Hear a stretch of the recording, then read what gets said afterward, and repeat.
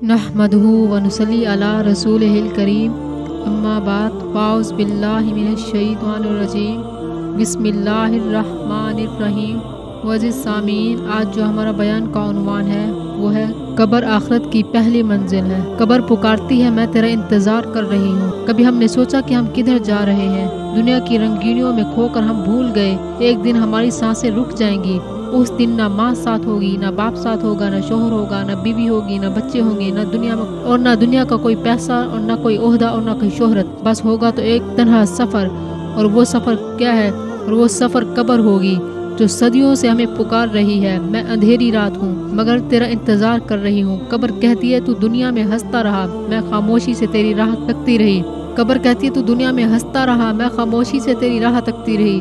तू माल जमा करता रहा, मैं तुझे बुलाती रही। तू गुनाहों में मगन रहा, मैं तेरी नींदों में आहिस्ता आहिस्ता सवाल करती रही। कब आएगा वो लम्हा जब तू मेरे पास मेहमान बन के आएगा? ऐ इंसान याद रख, कब्र या तो जन्नत के बागों में से एक बाग है या जहन्नम के घड़ों में से एक घड़ा है। फैसला तेरे आमाल करेंगे, तेरे सजदे, तेरा कुरान, तेरी तन्हाइयों के आंसू या तेरे गुनाह, तेरी गफलत, तेरी तकब्बुर भरी जिंदगी। आज अगर आंखें नम हो जाएं तो कल कब्र में सुकून होगा। आज अगर तौबा कर ली तो कल अल्लाह की रहमत के साथ होंगे। आज अगर वक्त है लौट आओ, कब्र अभी भी कह रही है मैं तेरा इंतजार कर रही हूँ मगर खाली हाथ मत आना। कब्र कहती है कहाँ जा रहे हो? किस चीज की दौड़ है? किस चीज के पीछे भाग रहे हो? दुनिया के पीछे, दौलत के पीछे, शोहरत के पीछे, इज्जत के पीछे? क्या कभी कब्र के अंधेरे याद आए? क्या कभी सोचा कि जिस जमीन पर हम चलते हैं एक दिन जमीन तुम्हें निगल लेगी? मेरी अजीज बहनों, कब्र आखिरत की पहली मंजिल है। अगर ये मंजिल आसान होगी तो आगे का सफर भी आसान होगा। आखिरत के 7 मंजिल हैं।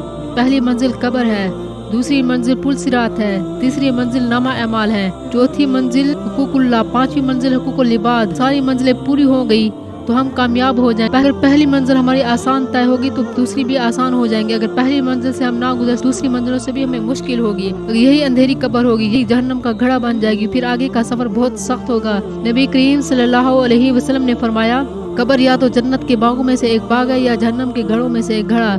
क्या हमने इस हदीस पर कभी गौर किया? क्या हमने तैयारी की? कब्र में कोई माँ नहीं होगी, कोई बाप नहीं होगा, ना कोई भाई होगा, ना कोई बहन होगी। बस हमारे आमाल होंगे, बस वही आमाल जो तुमने दुनिया में किया।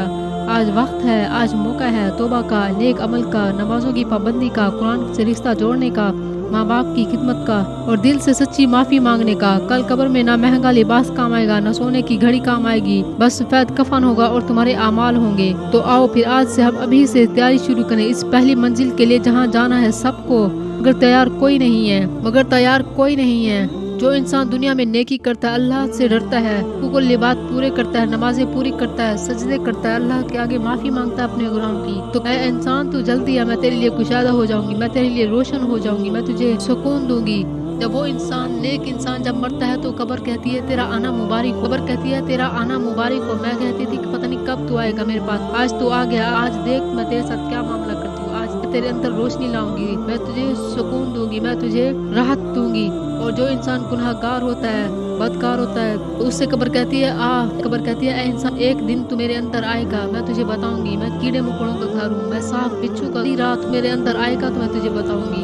तू मेरे अंदर आएगा, देख मैं तेरे साथ क्या मामला की, तेरी पसलें इधर से उधर तोड़ के रख दूंगी, मैं तुझे बताऊंगी। ये एक कैसा घर है, ये एक अंधेरी रात है। ऐसी अंधेरी रात दुनिया में कहीं नहीं देखी होगी तुमने। या अल्लाह हमें कब्र के अजाब से महफूज फरमाना, या अल्लाह हमें जहन्नम की आग से महफूज फरमाना, या अल्लाह हमें आखिरत की तैयारी करने की तौफीक अता फरमा। आमीन या रब्बुल आलमीन।